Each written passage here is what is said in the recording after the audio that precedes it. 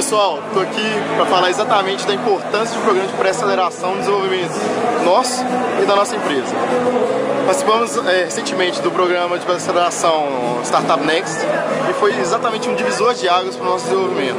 Principalmente para mim, para o Leandro e para o Leonardo, todos a parte de desenvolvimento e também não tinha um conhecimento de negócio, como aplicar todos os conhecimentos que tem de negócio para a nossa empresa. E foi espontâneo. Eu não consigo mensurar em palavras. Parte de como lidar com o cliente, como encaixar o seu produto no mercado e tentar procurar um mercado.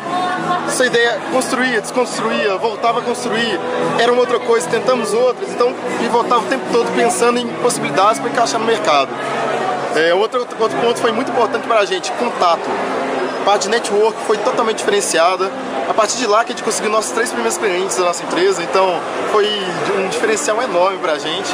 Então agora crescendo devido a esse programa, e eu estimulo todo mundo que tem uma ideia a procurar, se inscreve. Demora para preencher aquele site, mas se inscreve, vale muito a pena e vai ser uma experiência única na vida de vocês.